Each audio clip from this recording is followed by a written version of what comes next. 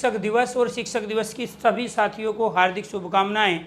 और उन तमाम शिक्षकों से जिनसे आप पढ़े हो और जिनसे हम पढ़े हैं, उन शिक्षक दिवस के इस पावन अवसर पर सभी शिक्षकों को प्यारे दोस्तों हार्दिक बधाई।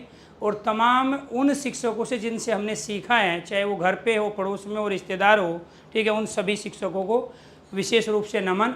आज उन तमाम प्राइमरी टीचर है जिन्होंने हमारी नींव रखी है, जो सबसे पहले हमारे पथ प्रदर्शक बने, मार्गदर्शक बने हैं, और उन्हीं के आदर्शों पे चल के हम आगे बढ़ते गए। उन सभी शिक्षकों को एक बार फिर शिक्षक दिवस की हार्दिक बधाई।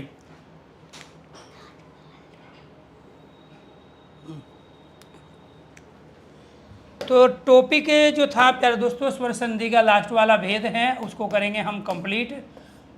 स्वर संधि के भेद। और स्वर संधि के भेद होते हैं प्यारे दोस्तों हमारे 5, और हमारे बाकी सारे भेद कंप्लीट हो गए।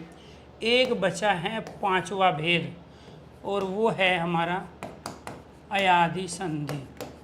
और अयादि जो संधि है दोस्तों, उसकी कंडीशन है हमारी शब्द के आरंभ में, शब्द के आरंभ या प्रारंभ में, शब्द के आरंभ या प्रारंभ में आए, आओ और आओ। शब्द के आरंभ प्रारंभ में आए, आओ और आओ, आए और आओ। शब्द के आरंभ या प्रारंभ में आए, आओ और आओ होते हैं। शब्द के आरंभ प्रारंभ में आए, आओ और आओ होते हैं। दूसरा जो है शब्द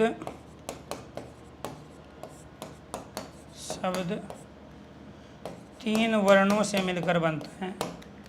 शब्द 3 वर्णों से मिलकर, शब्द 3 वर्णों से मिलकर बनता है। शब्द 3 वर्णों से, शब्द 3 वर्णों से मिलकर बनता है तथा शब्द के, इसको अलग कंडीशन ले लेते हैं, शब्द के बीचों बीच, शब्द के बीचों बीच, शब्द के बीचों बीच, शब्द के बीचों बीच यह, शब्द के बीचों बीच यह व वर्ण होते हैं। शब्द के बीचों बीच यह व वर्ण होते हैं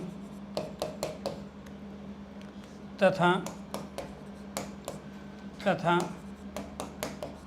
इनसे पहले, शब्द के बीचों बीच यह व वर्ण होते हैं तथा इनसे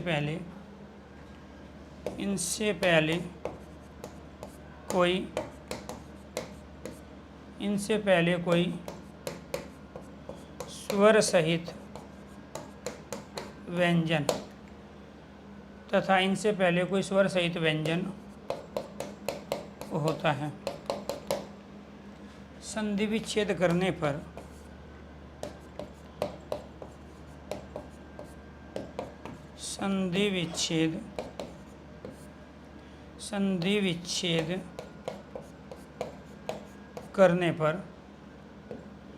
संधि विच्छेद करने पर कोई अर्थ शब्दों का, संधि विच्छेद करने पर कोई अर्थ नहीं होता है। तो कई बार स्टेटमेंट भी पूछ ली जाती है, या फिर प्यारे दोस्तों इन 4 स्टेटमेंट में से अगर एक स्टेटमेंट आप याद रखते हो तो आप अयादि संधि को कभी भी गलत नहीं करोगे। तो इसके बाद यहाँ पर आपको ये ध्यान रखना है, अयादि संधि ये वाली, तो शब्द के आरंभ में क्या होंगे? शब्द के आरंभ में आए हो सकता है, शब्द के आरंभ में आए हो सकता है, शब्द के आरंभ में आओ हो सकता है, और शब्द के आरंभ में आओ भी हो सकता है। ठीक है, तो ये आपको ध्यान रखना है जी। जहाँ शब्द के आरंभ में, जैसे शब्द क्या आ गया आपका? नयन, गयन, शयन और चयन। अब इसके अंतर्गत आप ये देखो, यहाँ पे ये ए है और ये इसमें यह है, तो शब्द के आरंभ में आए आ गया ये वाला, तो इसीलिए क्या कहलाया? अयादि संधि। जब हम इसका संधि विच्छेद करेंगे तो यहाँ प्यारे दोस्तों इसका संधि विच्छेद क्या होगा? ने और अन, इसका भी मीनिंग नहीं है। गे और अन, इसका भी कोई मीनिंग नहीं है। से और अन, इसका भी कोई मीनिंग नहीं है। और छे और अन, इसका भी कोई मीनिंग नहीं है। तो अयादि संधि में संधि विच्छेद करते समय कोई मीनिंग नहीं होता। दूसरा आपको ये ध्यान रखना है, इसके शब्द के बीच में यह है, उससे पहले पूरा व्यंजन, शब्द के बीच में यह, उससे पहले पूरा व्यंजन, शब्द के बीच में यह, उससे पहले पूरा व्यंजन, शब्द के बीच में यह, उससे पहले पूरा व्यंजन। सारी कंडीशन अप्लाई हो गई। दोबारा से पढ़ो इनको। शब्द के आरंभ में आए होगा, शब्द के आरंभ में आए ये रहा, यहाँ पे भी ए और ये वाला ए, ये वाला ए और ये। प्रत्येक व्यंजन में कोई ना कोई स्वर होता है। यहाँ चे, से, गे और न में क्या है? ए है। और दूसरा वर्ण क्या है? आए। तो जब शब्द के आरंभ में आए है तो अयादि संधि हो गई। दूसरी कंडीशन क्या है? शब्द तीन वर्णों से मिलकर बनता है, तो यहाँ क्या है? 1 2 3, 1 2 3, सारे के सारे तीन वर्णों से मिलकर बने। ठीक है, फिर यहाँ पे पढ़ो जी इसको। क्या है? शब्द के बीचों बीच यह और वह में से कोई एक वर्ण होगा, तो यहाँ शब्द के बिल्कुल बीचों बीच कौन सा है? यह है। शब्द के बीचों बीच यह वह वर्ण होते हैं तथा इनसे पहले कोई स्वर सहित व्यंजन होता है। तो यहाँ स्वर सहित जो व्यंजन है वो ये रहे आपके, बीच में यह स्वर सहित व्यंजन गे, से और यहाँ पे क्या है? च जी। Very good, thank you. Sudesh Kumar ने बहुत अच्छा मैसेज किया है। Thank you. शिक्षक दिवस की हार्दिक शुभकामनाएं सभी उन साथियों को, सभी उन शिक्षकों को, ठीक है, जो दूसरे को सिखाने का काम कर रहे हैं, दूसरे के मार्गदर्शक, पथ प्रदर्शक और प्रेरणा स्रोत का जो काम कर रहे हैं, उन सभी पथ प्रदर्शक और मार्गदर्शक को शिक्षक दिवस की हार्दिक शुभकामनाएं। तो जो भी बच्चे बाद में लाए हुए हैं तो उनको बताएं कि आज स्वर संधि का लास्ट भेद हम पढ़ा रहे हैं, जो कि अयादि संधि, और उस अयादि संधि में ये चारों की चारों कंडीशन हम यहाँ पे अप्लाई कर रहे हैं।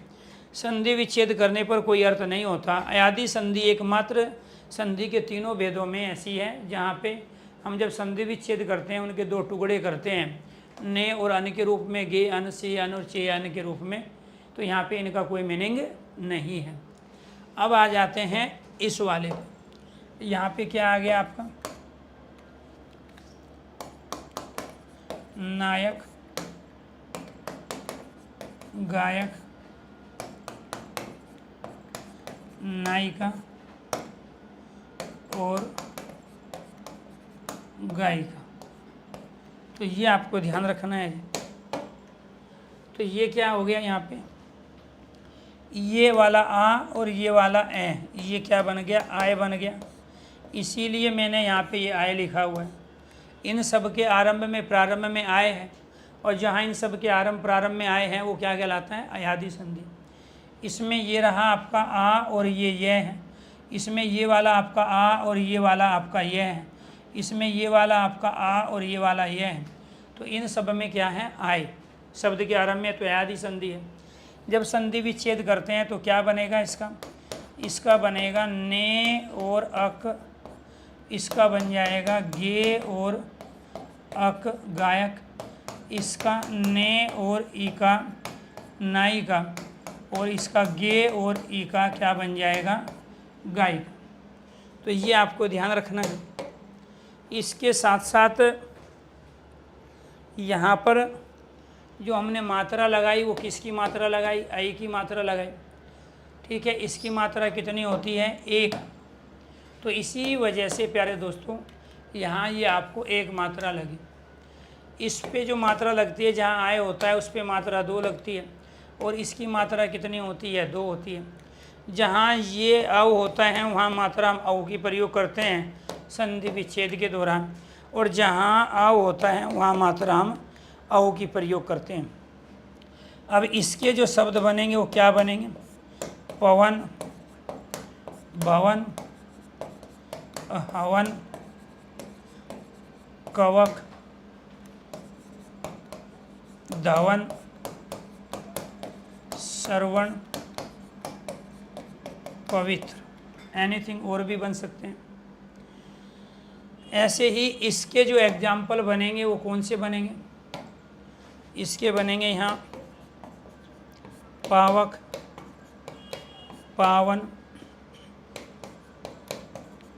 श्रावण, सावन, शावक, धावक, धावक, धाविका, धावक, धाविका, नाविक, नाविक। क्लियर। तो ये सारे के सारे एग्जाम्पल यहाँ पे मैंने लिख दिए, और इन्हीं में से ज़्यादातर आपकी परीक्षाओं में पूछे भी गए हैं और आगे भी पूछे जा सकते हैं। ठीक है, अब इसमें यहाँ पर क्या बना, ये वाला आपका ए है और ये वाला क्या है, वे। तो इसमें क्या बन गया, आपका अव बन गया।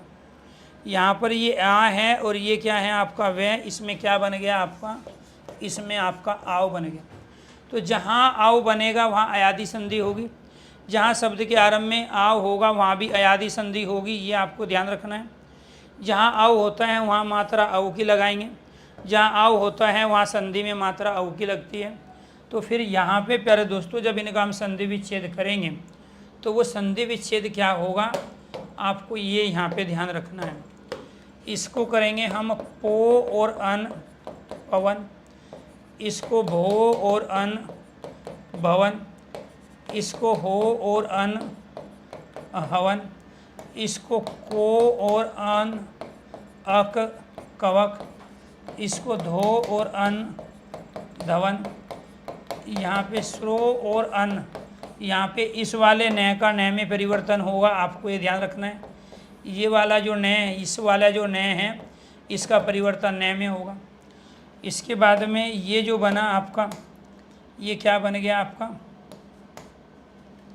ये बन गया पो और इत्र, ये हो गया आपका पवित्र। क्लियर। पो इत्र क्या बन गया आपका, ये पवित्र बन गया। ठीक है, आगे देखिए यहाँ पर जो ये बनेगा, ये पो और अक, ये पो और अन, ये श्रो और अन। इसमें भी इस वाले न का परिवर्तन, ये लॉजिक है, ध्यान रखना है। इस वाले न का परिवर्तन न में हुआ। जो अनुनासिक वर्ण होते हैं वो आपस में चेंज हो जाते हैं, ये ध्यान रखना है। इसका सही संधि विच्छेद ये होगा जब इस वाले न के स्थान पे न लगाओगे। ये जो बना है आपका, ये है श्रो और अन, श्रो और अन। ये है आपका श्रो और अक शावक, और ये है आपका धो और अक धावक, और ये बनेगा आपका धो और इका धाविका, और ये बनेगा नो और एक नाविक।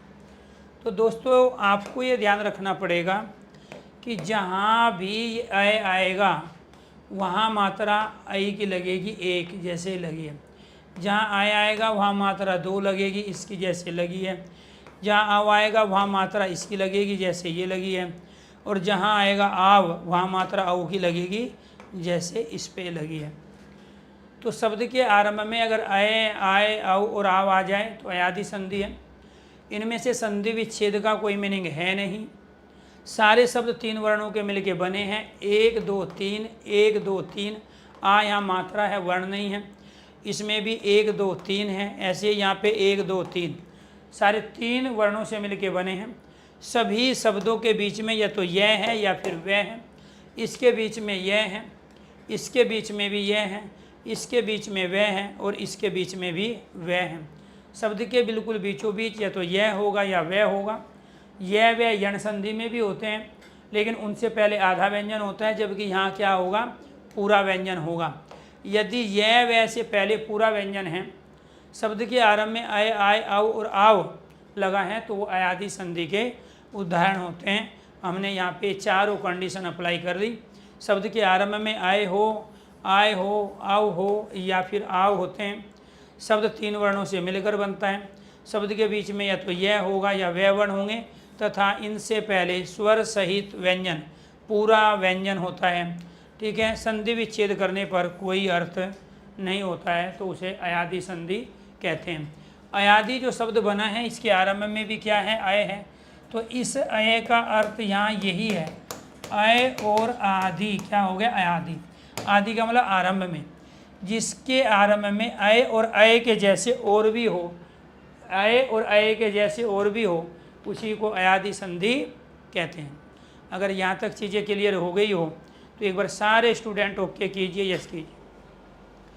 यहाँ तक अगर चीज़ें क्लियर हैं तो प्लीज़ सभी दोस्तों से रिक्वेस्ट है, गुजारिश है, सारे स्टूडेंट ओके कीजिए, यस कीजिए। चलो जी, नेक्स्ट आगे बढ़े। व्यंजन संधि। तो स्वर संधि के 5 भेद आपके कंप्लीट हो गए, और ये संधि वो टॉपिक है जिसके आधार पे आप बाकी 6 टॉपिक कंप्लीट करोगे। हम संधि को इसलिए नहीं पढ़ रहे हैं कि संधि से क्वेश्चंस आएंगे। हम संधि को इसलिए पढ़ रहे हैं क्योंकि हमें पर्यायवाची, विलोम शब्द, अनेकार्थी, एकार्थी, वर्तनी वाले, उपसर्ग और प्रत्यय वाले क्वेश्चनों को सही करना है। तो यानी कि संधि पर डिपेंड रहने वाले टॉपिक कौन कौन से हैं, उपसर्ग, प्रत्यय, वर्तनी, पर्यायवाची शब्द, शब्दार्थ हैं, वाक्यांश के लिए एक शब्द है, अनेकार्थी शब्द है, ये सब संधि पे डिपेंड है। अगर उन टॉपिक के क्वेश्चन अगर आपको सही करने हैं तो संधि के कॉन्सेप्ट को बड़े ही लॉजिकली और डिटेल में आपको समझना पड़ेगा। अभी पहले मैं एक बच्चे का डाउट आपको क्लियर कर दूं, बच्चे के समझ में नहीं आया। एक मैंने शब्द लिया है प्यारे दोस्तों, यहाँ पे श्रवण, इसको यहाँ पे ले लेते हैं। यहाँ पे एक शब्द मैंने श्रवण शब्द लिया है और एक शब्द मैंने श्रावण शब्द लिया है और एक शब्द मैंने भवन शब्द लिया है। अयादि संधि को एक बार क्लियर कर देते हैं, कुछ बच्चों के डाउट्स है वो भी क्लियर हो जाएंगे। सबसे पहले जब हम प्यारे दोस्तों इसको अलग करेंगे यहाँ पे, क्योंकि इसके आरंभ में क्या आया है, अव आया है। क्लियर, जब अव आया है तो यहाँ मात्रा किसकी लगेगी, तो इसके आरंभ में जब अव है तो इसमें मात्रा लगेगी आपकी ये वाली अव की। ठीक है, इसमें क्या आया है, मैं इसी के ऊपर लिख लेता हूँ। इसमें मात्रा किसकी लगेगी आपकी, चलो आपको आदत यहाँ है तो फिर यहीं लिख लेते हैं। तो इसमें मात्रा लगेगी आपकी अव की। इसके आरंभ में क्या है, ये आ और ये वह, इसके आरंभ में आव है।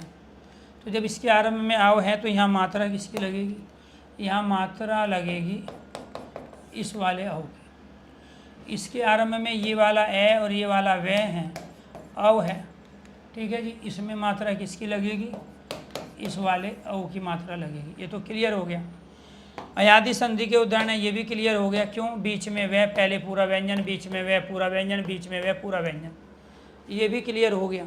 3 वर्णों से मिलके बना, ये भी क्लियर हो गया। लेकिन आपको ये ध्यान रखना है कि यहाँ पर ये जो बना है, ये जो बना है प्यारे दोस्तों, ये किससे बना है, स्रो और अन। ठीक है, ये अपने आप में जो कंडीशन है गलत है। ये इससे भी पहले किस रूप में था, ये इससे पहले था ये इस रूप में, ये स्रो और अन के रूप में था। यहाँ पर इस न का परिवर्तन इस वाले न में हुआ है, ये वाला जो न, और क्यों हुआ है? जो हमारे ये अनुनासिक वर्ण होते हैं ना, ये आपस में बदल जाते हैं। एक तो ये होता है, एक ये है, एक अनुनासिक वर्ण ये है, एक ये है, और एक अनुनासिक वर्ण आपका ये है। तो ये मैं, न में ये आपस में क्या हो जाते हैं? परिवर्तित हो जाते हैं। तो प्यारे दोस्तों, यहाँ पर ये वाला जो न है, ये इस वाले न में परिवर्तन हुआ। तो पहले जो कंडीशन थी वो ये बनी, तो सही संधि विच्छेद तो इसका ये है। अब न का न में परिवर्तन किया, दूसरी कंडीशन, तीसरी कंडीशन में जाके आपका ये शब्द बना है। ऐसे ही यहाँ पर ये आपकी तीसरी कंडीशन है। इसकी दूसरी कंडीशन कौन सी थी? स्रो और अन। ये इसका राइट संधि विच्छेद नहीं है, यहाँ पर राइट संधि विच्छेद इसका है स्रो और ये वाला अन। तो यहाँ पे इस वाले न का परिवर्तन इस वाले न में हुआ है। क्यों? क्योंकि अनुनासिक वर्ण आपस में बदल जाते हैं। ऐसे रामायण में भी तो बदले हैं, राम और अयन है, न का न में परिवर्तन हुआ। ऐसे परिणाम में भी हुए, आपने ध्यान नहीं दिया। हमारे पास एक शब्द है परिमाण, एक शब्द है परिणाम, हमारे शब्द पास एक शब्द है रामायण। इनको भी तो हमने इसी रूप में परिवर्तित किया है। देखो यहाँ पर ये क्या है? ये परि और मान, यहाँ पे ये परि और नाम, और ये राम और अयन है। अब दोस्तों इसमें क्या हुआ है? देखो, इस वाले न का इस वाले न में परिवर्तन हुआ, इस वाले न का इस वाले न में परिवर्तन हुआ, और यहाँ इस वाले न का इस वाले न में परिवर्तन हुआ। बात समझ? न का न और न का न में परिवर्तन। तो ये तो परिवर्तन है। अब ऐसे में भी बदल जाता है, मैं न में बदल जाता है। जैसे संजय शब्द है, तो संजय में सम और जय से मिलके बना और न में मैं में बदला है, ये ध्यान रखना। अब इसमें हुआ क्या, इस चीज़ को देखो आप। अब यहाँ पे हमने शब्द ले लिया भवन, तो ये जो भवन शब्द है ये कैसे बना है ये देखो। अब सबसे पहले जब हमने इसका संधि विच्छेद किया तो ये हमारे पास क्या था? भो और अन था।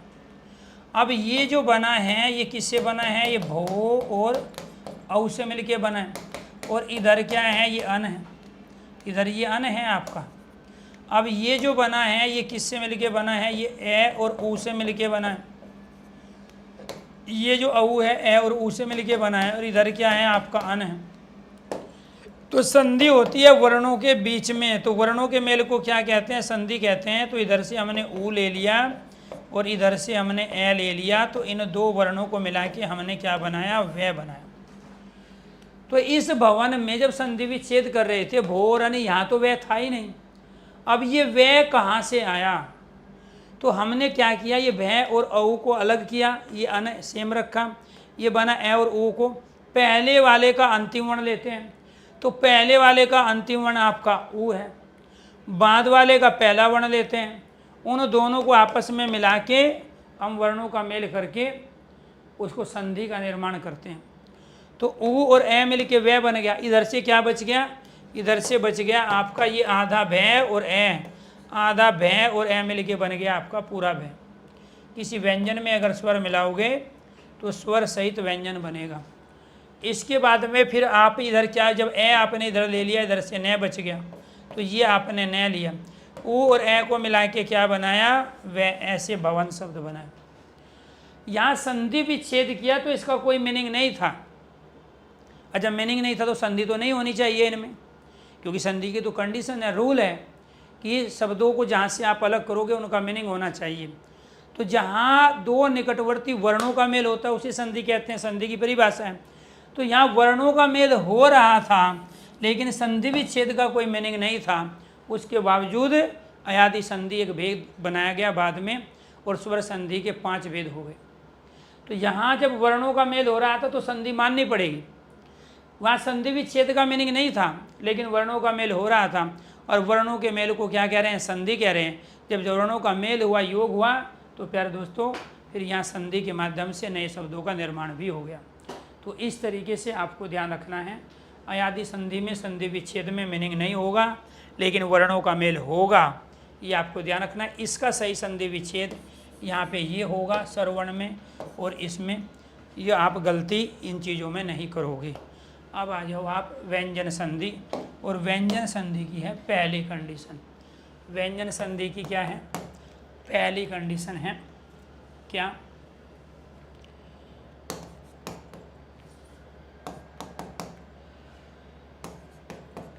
प्रत्येक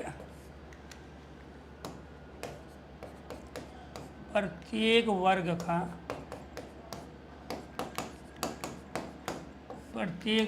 का तीसरा व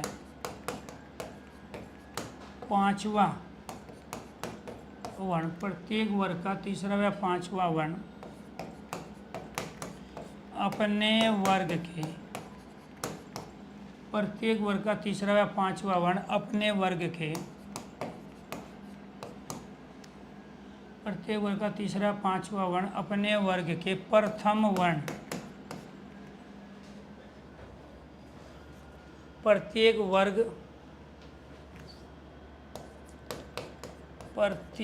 वर्ग का तीसरा व पांचवा वर्ण अपने वर्ग के प्रथम वर्ण में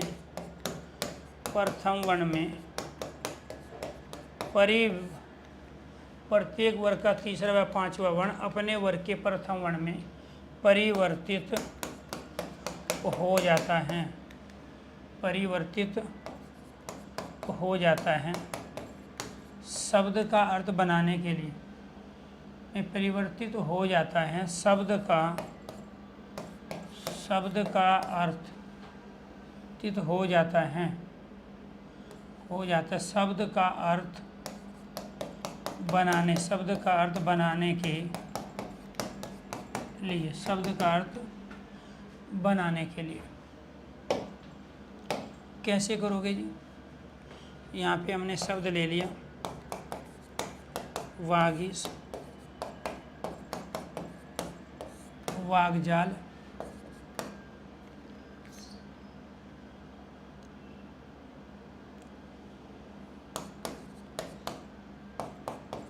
दिग्गज, दिग्दर्शन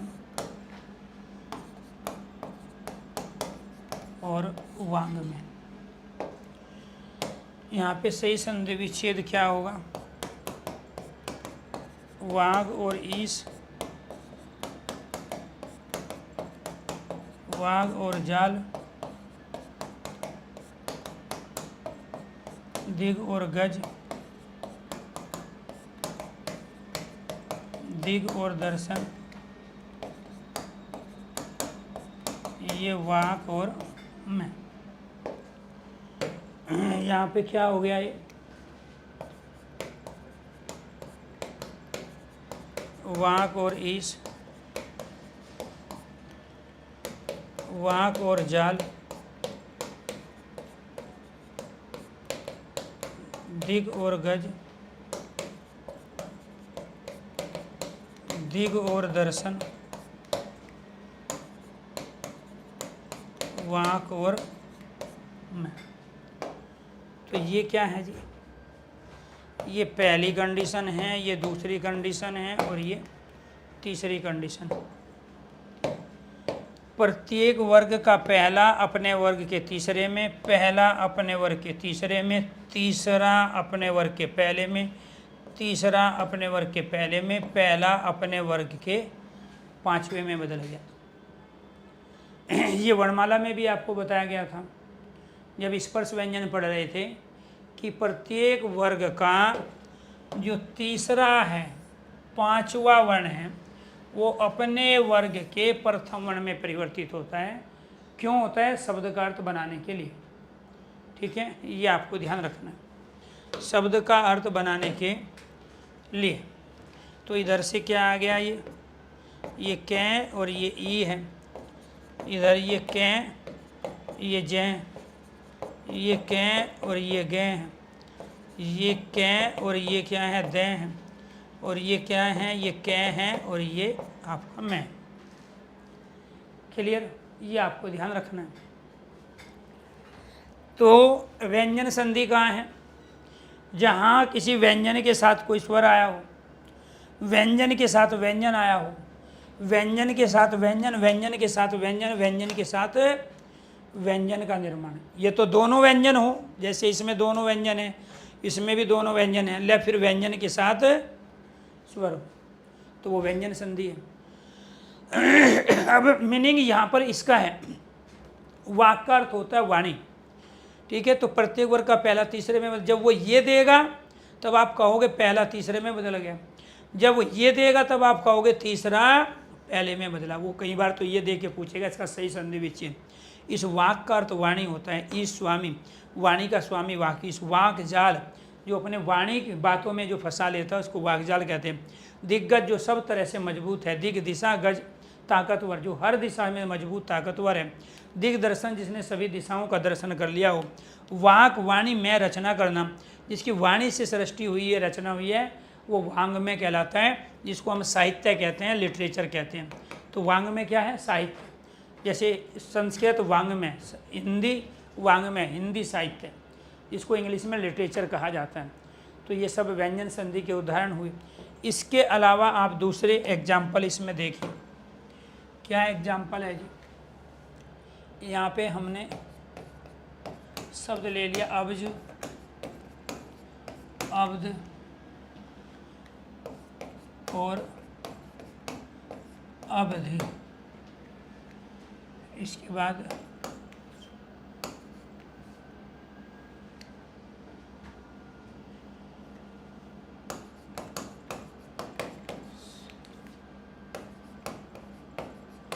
षण्मास, षडानन और षडासन। कैसे करेंगे? यहाँ पे जो आपके सामने लिखा है पहले उसको उसी रूप में लो, अप और जे, जो आपके सामने जो जिस रूप में है उसको हमने यहाँ उसी रूप में ले लिया। संधि विच्छेद में अयादि संधि को छोड़कर बाकी सब का मीनिंग होना चाहिए। यहाँ पे पहला जो इसमें शब्द है उसका कोई मीनिंग है ही नहीं।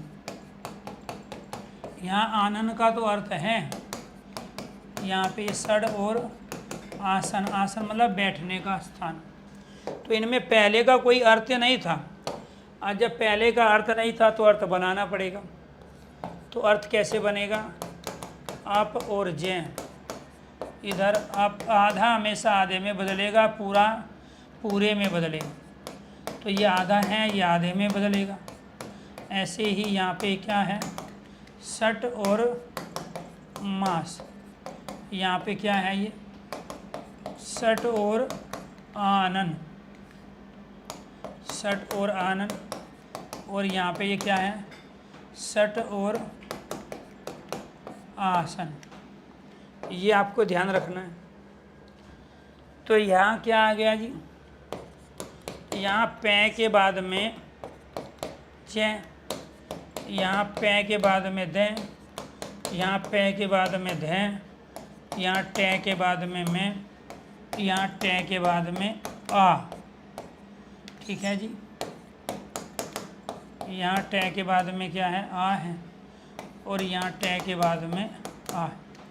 व्यंजन के साथ स्वर आ रहे हैं, ये आपको ध्यान देना पड़ेगा। यहाँ पे व्यंजन के साथ में स्वर है तो वो भी व्यंजन संधि है।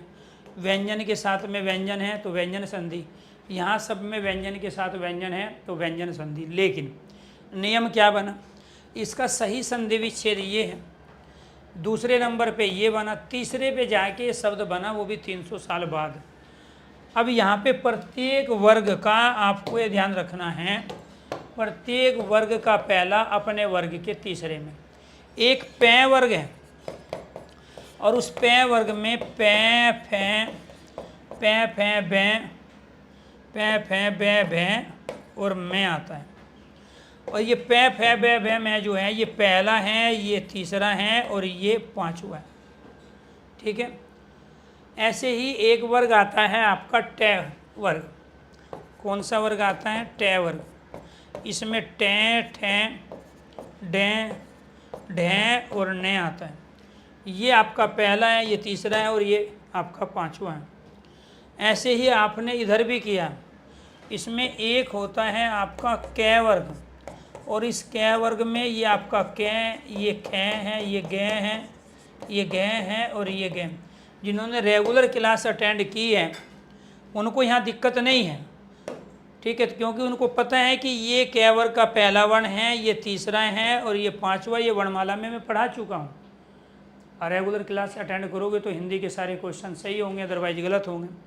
अब उनको तो ये चीज़ समझ में आ गई, ये तीसरा पहले में क्यों बदला, क्योंकि ये वर्णमाला में मैं बता चुका हूँ। प्रत्येक वर्ग का तीसरा पांचवा अपने वर्ग के में पहले में बदल जाता है आवश्यकता पड़ने पर शब्द का अर्थ बनाने के लिए। अब यहाँ पर ये क्या है आपका, ये तीसरा है, ये क्या है आपका, ये तीसरा है, ये पहला है, ये तीसरा है, ये पहला है। यहाँ पर ये पहला है, ये पांचवा है, ये पहला है, ये तीसरा है, ये पहला है और ये तीसरा है। आप या तो ये कहो कि तीसरा पहले में बदल गया, या ये कहो कि पहला तीसरे में बदल गया। वो ये भी तो आपको दे सकता है। आप और जैसे शब्द बताओ कौन सा बनेगा, 4 शब्द दे देगा ऑप्शन में, 1 2 3 4 इस तरीके से। तो यहाँ पर ये तीसरा जो है इससे मीनिंग बना नहीं, तो ये तो संधि विच्छेद सही है ही नहीं किसी का भी, तो ये तो किसी का भी संधि विच्छेद सही नहीं है, तो ये आपको ध्यान रखना है। तो ये वाला जो तीसरा है ये पहले में बदला, आप पानी जय जन्म लेने वाला, तो जो पानी में जन्म लेता है वो अब्ज कहलाया, ठीक है। आप पानी दे देने वाला, पानी को देने वाला अब्द कहलाया। आप पानी धी धारण करने वाला, पानी को धारण करने वाला अवधि कहलाया। सठ 6 मास महीने, 6 महीने षड मास कहलाया। सठ 6 आनन मुख है, 6 मुख वाला षडानन कहलाया। कार्तिकेय गणेश का बड़ा भाई, ठीक है, शिव और पार्वती का पहला लड़का। सठ 6 आसन, 6 जो आसन है, चारपाई है, स्टूल है, ठीक है, या मुड्ढा है, या दरी है, चटाई है, बेड है, तो वे 6 अलग अलग क्या हो गए, आसन हो गए। तो 6 आसन क्या कहलाए, षडासन। क्लियर। तो आपसे प्यारे दोस्तों केवल वो संधि नहीं पूछेगा, आपसे ये भी पूछेगा कि यहाँ पे ये बताइए अब यहाँ क्या हो रहा था, यहाँ ये बदल रहा था इसमें, यहाँ ये बदल रहा है इसमें, ऐसे ये पांचवा बदल रहा है, जैसे इसमें बदला है, ये वाला पहला पांचवे में, ये वाला जो है ये बदल गया आपका, ये वाला इसमें बदल गया, तभी तो 6 महीने बना। इसका तो कोई मीनिंग ही नहीं था। इसमें सही संधि विच्छेद ये है। अब जो मैं आपको कह रहा हूँ कि शुद्ध वर्तनी का पता हमें कहाँ से चलेगा, संधि से। उपसर्ग प्रत्यय का पता कहाँ से चलेगा, संधि से। पर्यायवाची का पता कहाँ से चलेगा, संधि से। कैसे पता चलेगा, देखो। अब इसमें शब्द क्या आया है, इसमें शब्द आया है आपका अब्ज। तो जो पानी में जन्म लेता है वो अब्ज है। पानी में जन्म कमल का भी होता है, पानी में जन्म मछली का भी होता है, पानी में जन्म शंख का भी होता है, पानी में जन्म सीपी का भी होता है, और पानी में जन्म सेवाल का भी होता है, जलकुंभी जिसको कहते हैं। तो चंद्रमा का भी जन्म पानी से होता है। तो यानी कि ये कमल, मछली, शंख, सीपी, सेवाल चंद्रमा का पर्यायवाची है। फिर वो आपसे क्या पूछ रहे हैं, वो पूछ रहे हैं कि ये अब्द बताइए किसका पर्यायवाची है, अब्द। तो पानी को देने वाला कौन है, बादल है। तो और पानी को कौन देता है, वर्षा पानी को देती है, ठीक है, ये आपको ध्यान है। इसी को बादल को मेघ भी कहते हैं। क्या कहते हैं, मेघ। तो पानी को देने वाला बादल, वर्षा, मेघ है। तो अब्द जो है आपका बादल का, वर्षा का, मेघ का पर्यायवाची हुआ। ऐसे ही यहाँ पे एक और शब्द आया है, और वो शब्द क्या है आपका, अवधि। तो ये जो अवधि है, पानी को, आप पानी धी धारण करने वाला, तो पानी को धारण करने वाला कौन है, सागर। इसी को क्या कहते हैं, समुद्र। और पानी को और कौन धारण करता है, जलाशय। इसी को क्या कहते हैं, तालाब। तो ये किसका है पर्यायवाची। मैं तो यहाँ अनेकार्थी के रूप में ले रहा हूँ, लेकिन जब पर्यायवाची कहेंगे तो कमल, इसका पर्यायवाची बादल, इसका पर्यायवाची सागर, ये तो अनेकार्थी है। तो पानी को तो धारण जलाशय भी करता है, तालाब भी करता है। जैसे पानी में जन्म कमल का होता है, सबको पता, लेकिन मछली, शंख, सीपी, सेवाल का भी तो होता है। चंद्रमा का जन्म भी तो पानी से होता है। इसीलिए रात को ठंड होती है, दिन में जब तक सूर्य होता है तब तक गर्मी होती है।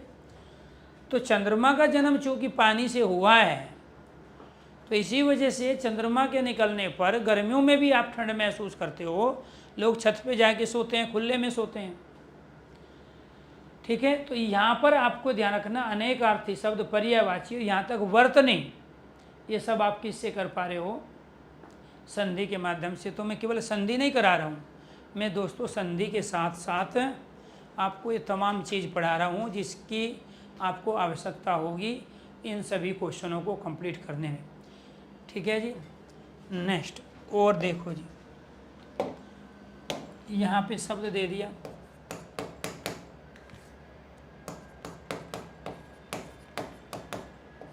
जगदीश, जगन्नाथ, सदाचार। तो यहाँ पर क्या है, जगत और ईश, जगन और नाथ, सद और आचार। यहाँ पे क्या हो जाएगा, जगत और ईश, जगत और नाथ, सत और आचार। तो ये आपको ध्यान रखना है। तो यहाँ पर क्या है, तय के बाद में ई आ गया, तय के बाद में न आ गया, तय के बाद में आ गया। ठीक है जी। तो ये आपको ध्यान रखना है। ये एक व्यंजन एक स्वर है, दोनों व्यंजन हैं, एक व्यंजन एक स्वर है। तो प्रत्येक वर्ग का पहला अपने वर्ग के तीसरे में, प्रत्येक वर्ग का पहला अपने वर्ग के पांचवें में, तैथ है दें, प्रत्येक वर्ग का पहला अपने वर्ग के तीसरे में। या दोस्तों आप ये कहोगे, यहाँ पर ये कहोगे कि तीसरा पहले में बदल गया, पहला पांचवें में बदल गया, तीसरा पहले में या पहला पांचवें में। अब इस जगत का, जगन का, सत का कोई अर्थ नहीं है, लेकिन यहाँ जगत संसार है, ये जगत संसार है। सत मतलब श्रेष्ठ, जो श्रेष्ठ आचरण है उसी को तो सदाचार कहते हैं। आचार मतलब व्यवहार है, जो श्रेष्ठ व्यवहार है सदाचार। तो प्रत्येक वर्ग का तीसरा अपने वर्ग के पहले में या पहला अपने वर्ग के तीसरे और पांचवें में परिवर्तित हो जाता है। ये भी क्या है, व्यंजन संधि के उदाहरण हैं। अब मेरा क्वेश्चन आपसे है, अगर आप ये सब चीज़ सीख गए होगे तो आप मुझे इन दोनों क्वेश्चन का आंसर दे दोगे। आप मुझे इन दोनों क्वेश्चन का आंसर दोगे।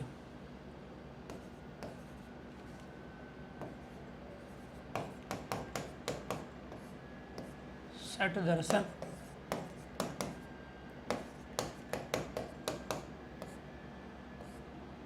सठ दर्शन,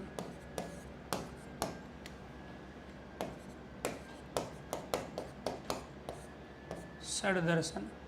आपको शुद्ध वर्तनी बतानी है। इसमें से कौन सी वर्तनी है जो शुद्ध वर्तनी है?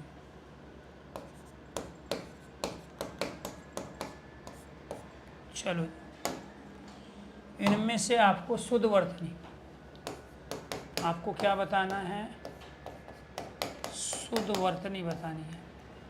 आप पहले इसको आंसर दो। आप इसको ए भी मान सकते हो, इसको बी, इसको सी, इसको आप डी मान सकते हो। फिर आपको क्या बताना है, सही संधि विच्छेद, सही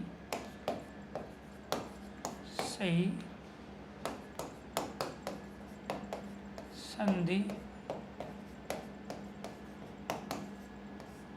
सही संधि विच्छेद। तो सही संधि विच्छेद क्या होगा जी इसमें?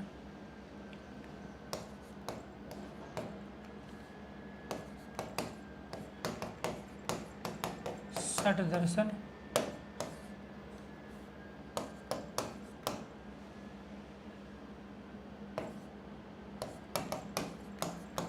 सठ दर्शन, तीसरा सठ दर्शन,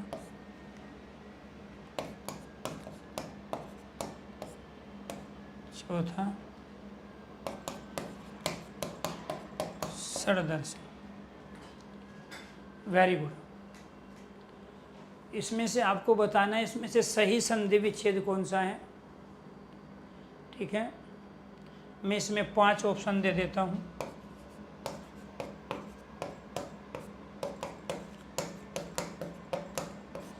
पाँचों में से कौन सा सही है? इसमें भी 5 ऑप्शन दे देता हूँ। आप दोबारा कोशिश कीजिए।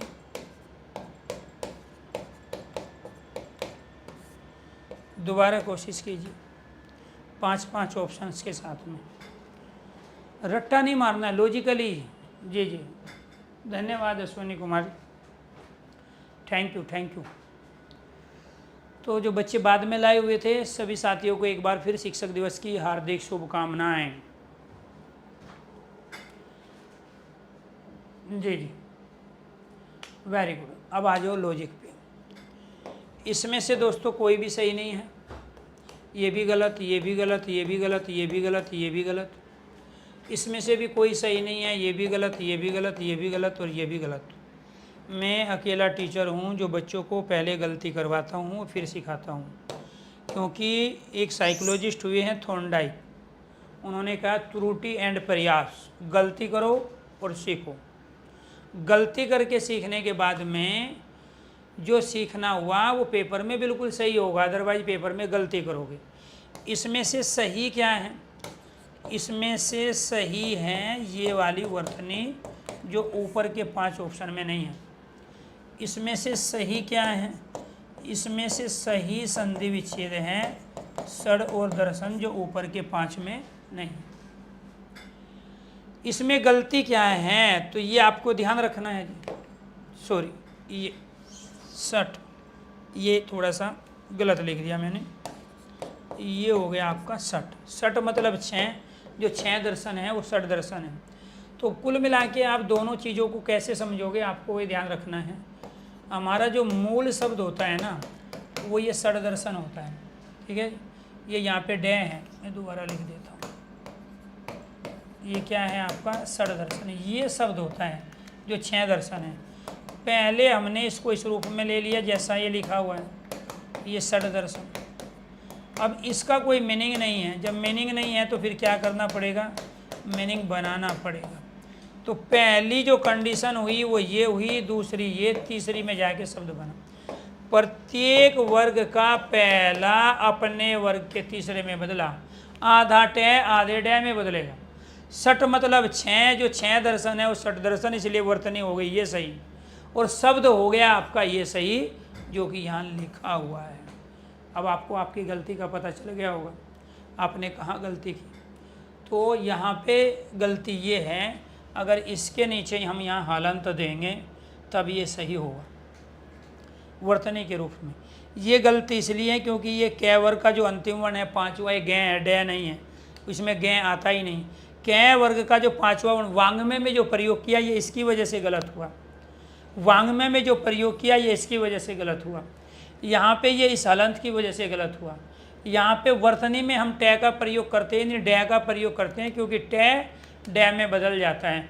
यहाँ ये इसकी वजह से गलत हुआ, यहाँ ये इसकी वजह से गलत है, यहाँ ये इसकी वजह से गलत है। संधि विच्छेद में आपको ध्यान रखना है, ये संधि विच्छेद तब सही होती जब हम यहाँ हलंत देते। इसमें विसर्ग की आवश्यकता ही नहीं है, यहाँ हलंत होता। ये अपने आप में इसका कोई मीनिंग ही नहीं है। यहाँ पे ये कै वर्ग का अंतिम वर्ण है, इसका कोई मीनिंग ही नहीं है। तो यहाँ पे इसका कोई मीनिंग ही नहीं है, इसलिए टै बदलेगा अपने वर्ग में। टै ठै डे, तो टै वर्ग का क्या है? ये तीसरा है, तब जाके शब्द आपका बना। अभी थोड़ी देर पहले मैंने आपको पढ़ाया, यही तो सारी चीज़ मैं बता रहा था आपको, उसके बावजूद भी आपके आंसर सही नहीं होते हैं। तो ये क्या थी जी? व्यंजन संधि की पहली कंडीशन थी जो हमने पूरी कर ली है। उम्मीद करता हूँ कि आप पर्यायवाची शब्द आपसे ये भी पूछेगा वो कि सदाचार में कौन सा उपसर्ग है, तो आप कहोगे यहाँ पे सत उपसर्ग है। तो उपसर्ग की पहचान कहाँ से होगी? उपसर्ग की पहचान होगी संधि से। फिर वो आपसे ये भी पूछेगा कि यहाँ पे इसका मीनिंग बताइए जी, सही वर्तनी क्या है? ये जो जगत है ये वाला वर्तनी सही है या फिर ये वाला जो जगत है ये वाली वर्तनी सही है? तो राइट आंसर ये है। तो जगत पे हमेशा यहाँ हलंत लगेगा। ऐसे ही मूल्यवान जो होता है उसमें यहाँ हलंत लगेगा। ऐसे ही वरण जो होता है उसमें यहाँ हलंत लगेगा।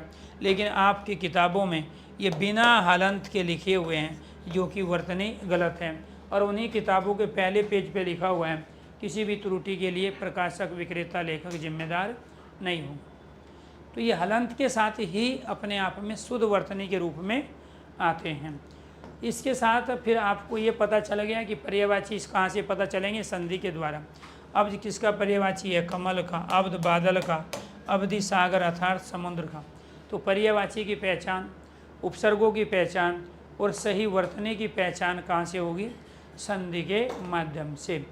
इसके बाद हम दूसरा संधि का जो नियम है वो करेंगे नेक्स्ट क्लास में। सभी दोस्तों को नमस्कार, धन्यवाद। तो दोबारा से फिर मिलते हैं प्यारे दोस्तों, दो अलग अलग सेशन में। एक सेशन में शाम को लूँगा 9 बजे। आज मैं पूरा हिंदी का जो क्लास लूँगा। कल मेरी तबीयत सही नहीं थी क्योंकि 2 दिन से दिल्ली से बाहर था, तो ना सो पाए, ट्रेवल वैसे कर रहे थे, थके हुए थे, तो इस वजह से कल की क्लास आपकी यूट्यूब की नहीं हुई। अब क्लास आपकी रेगुलर होगी क्योंकि मैं अभी कहीं नहीं जा रहा हूँ 15-20 दिन। तो शाम को 9 बजे Hindi by Arun sir YouTube channel पे पूरे हिंदी का रिवीजन। तो अपने आप में 3 घंटे की क्लास महामैराथन क्लास होगी, जिसमें मैं ऑब्जेक्टिव टाइप क्वेश्चन के माध्यम से टॉपिक वाइज चीज़ों को आपके सामने लेके आऊँगा और उन टॉपिक वाइज चीज़ों से ही आपके पेपर में वो प्यारे दोस्तों मिलेंगे। मैं मिक्स क्वेश्चंस करा रहा हूँ अपने 40 सीरीज के अंतर्गत। वो मिक्स क्वेश्चन के साथ मेरी तैयारी उसकी चली रही है, वो मैं दोबारा से प्यारे दोस्तों आपको शुरू करूँगा। मंडे से उसका इवेंट रहेगा, आपका टाइमिंग आपका वही शाम का रहेगा 4 बजे। यानी कि 40 क्वेश्चन 40 डे जो सीरीज़ थी दरोगा सीरीज, मंडे से फ्राइडे उसमें कंटिन्यू आपकी क्लास रहेगी। ठीक है। इसके बाद आज एक मैराथन क्लास है, इसके साथ सर्वनाम की क्लास रहेगी आपकी मंडे से, जो टॉपिक वाइज 2020 जो शो चल रहा है उसकी क्लास रहेगी आपकी।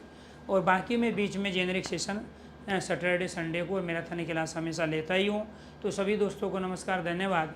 दोबारा से फिर मिलता हूँ एक और बेहतरीन यूट्यूब सेक्शन में, और वो भी आज शाम को 9 बजे। धन्यवाद दोस्तों।